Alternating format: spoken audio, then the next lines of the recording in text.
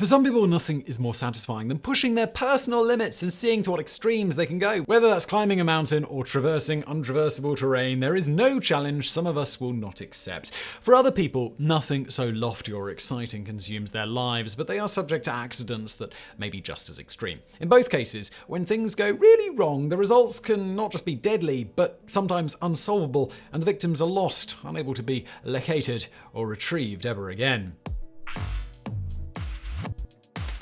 Number 10. John Jones died in Nutty Putty Cave. Nutty Putty Cave is located in Utah, and the name makes it seem almost cartoonish. Until 2009, it was open for exploration, and it was favored by spelunkers of all ages and skills. Even Boy Scout troops would tour it. That changed on November 24, 2009. That was the day John Jones was lost. He remains in the cave to this day. Jones had been an avid cave explorer since childhood. Like others before him, he likely crawled down through the mouth of the cave into a canal and then down what people called the Big Slide. There was a lot of crawling involved in the cave, but it was generally considered easy, hence all the Boy Scout tours. Jones was 26 years old and in good shape, though he hadn't done much spelunking since childhood. He entered the cave with 9 others. He made his way to a place he thought he knew, crawling through a space that was 10 inches by 18 inches. He became stuck, upside down, unable to move forward or backward. His family was unable to pull him free, and he was 400 feet into the cave. The others left for help. Within hours, over 100 people were trying to save him using a system of ropes and pulleys, although they could only see his feet. The rescue effort failed. The strain on Jones's heart was greater than normal at the angle in which he was trapped. He was pronounced dead of cardiac arrest after 27 hours of attempted rescue. Because his body could not be retrieved, the cave was sealed with concrete, and a plaque in memoriam of Jones marks the site. Number 9. Green Boots and 150 others on Everest. In all the world, few places represent the idea of conquering fear, nature, and life itself like Mount Everest. Those who can reach the top of the mountain are considered to achieve greatness, but what of those who don't make it back down? And there are many of them. The number changes over the years because of thawing and cooling, as well as technology change to allow some to be retrieved, but a decade ago there were over 200 bodies on Everest. Many would-be climbers die of exposure, of oxygen deprivation, or due to falls and accidents. Some, like the one called Green Boots, became landmarks for other climbers. This is because many bodies simply can't be retrieved. The cost of retrieving one body in 2017 was $200,000. That's just dollars and cents, with no accounting for the danger that the would-be rescuers face. Though warm weather has offered the chance to free up some bodies, others may never be reached due to the precarious positioning. Number 8. John Allen Chau is on Sentinel Island. There's an island called North Sentinel Island in India in the Bay of Bengal. It's one of the last truly isolated places on Earth. The people who live there, the Sentinelese, are an indigenous tribe that are legally protected and have made clear their lack of interest in meeting outsiders. This became terrifyingly apparent in 2017 when American missionary John Allen Chau attempted to convert the locals to Christianity.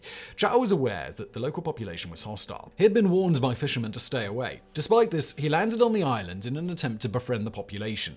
Legally, no one's allowed to even approach the island. The tribe that lives there has almost had no contact with the outside world, and certainly none in decades. They would have no immunity to diseases, and they live a primitive and simple life. When Chau arrived, the islanders attacked quickly. Witnesses saw Chau struck by an arrow. The tribe's people later buried his body, and authorities have deemed it would be too dangerous to even attempt to retrieve it. Number 7. Clarabelle Lansing was sucked out of a plane. On April 28, 1988, an Alpha Airlines flight to Honolulu suffered a swift and catastrophic failure. Without warning, a massive section of the Boeing 737's fuselage peeled off, causing explosive decompression.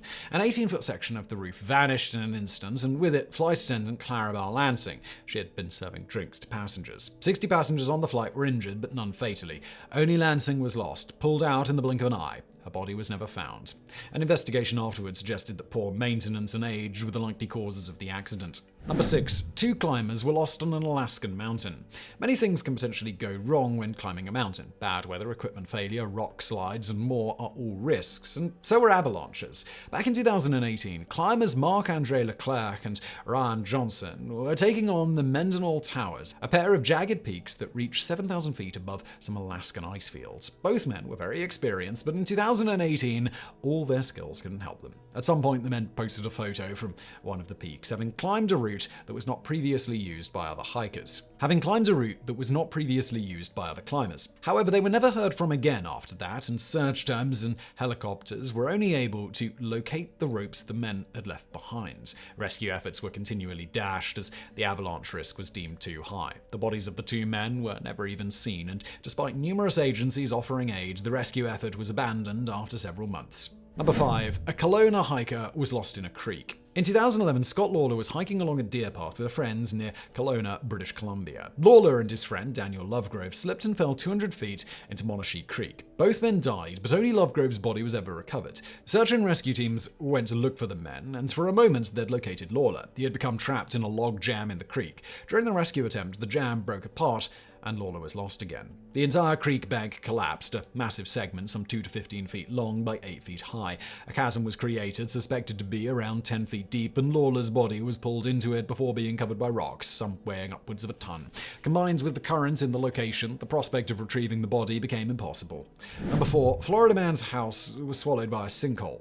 Unlike some of the people we've mentioned, Jeffrey Bush was not even close to courting danger when he lost his life. In fact, he was at home, in bed. It was 2013 when a sinkhole opened under the Florida man's home, swallowing the foundation under the room.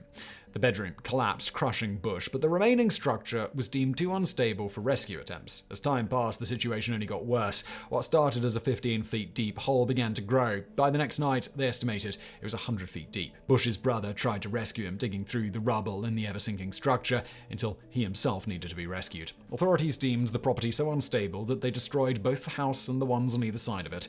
The hole even reappeared 2 years later, but because of the nature of the instability, rescue efforts were unable to proceed. Bush remained in the collapsed portion of his home in the sinkhole. Today, trees grow on the land and a plaque was placed in his honor, but the ground is still so unstable that no one can go there. Number 3. Valery Khodemchuk was entombed in Chernobyl. Valery Khodemchuk was an engineer and the first victim of the Chernobyl disaster in 1986. He was on duty that night and in or around one of the pump rooms for Reactor 4. When the reactor blew, if he was where he's supposed to be, and there's no reason to believe he wasn't, he likely would have been killed instantly. His body was never found after the disaster, presumably buried under debris from the reactor explosion.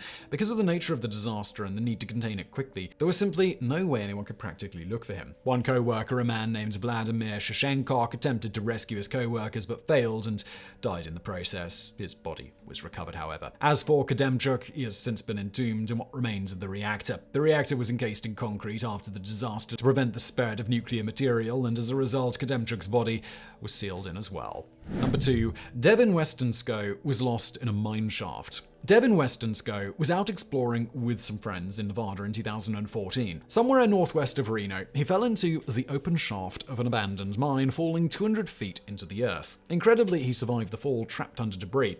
A rescue effort was quickly mounted, but rescuers soon learned a dangerous fact. The shaft was incredibly unstable. Efforts to reach Westenskow were putting him at even greater risk of being crushed by rocks and putting the rescuers at risk of the same. 2 attempts were made to descend. One attempt, a rock hit the potential rescuer with such force that it split his heart out open. The 100-year-old shaft was just too unstable. The mission had to be called off, even though Westenskow was still alive. Authorities and family could only wait, watching via camera as the father of 5 succumbed to his injuries and passed away. The decision was not one everyone agreed with, but the result happened just the same. Authorities planned to permanently seal the shaft with Westenskow inside. Number 1. Volcanologist David Johnston was lost when Mount St. Helens erupted. The job of volcanologist isn't for everyone. Also, most of us probably don't even know what it fully entails. Volcanoes, we just know that it'll probably entail volcanoes in some way or another. Much of their work is studying emissions and rocks and seismology, and sometimes that involves physically going to an active volcano to take readings and make observations. As you can imagine, this has the potential to be rather dangerous. Volcanologist David Johnston was studying Mount St. Helens back in 1980, just before it erupted. And by just before, we mean literally moments before. He was camped out on a ridge 5 miles north of the volcano when it exploded. He was on the radio at the time, and his final broadcast, which became his final words, were, "Vancouver, Vancouver, this is it." They received it just as the volcano was erupting. The eruption blew the top 1,000 feet off the cone of the volcano. Magma overtook a landslide of debris, traveling at 300 miles per hour. For 6 miles around the summit, an entire forest vanished. Johnston was never recovered, though parts of his RV and camp were.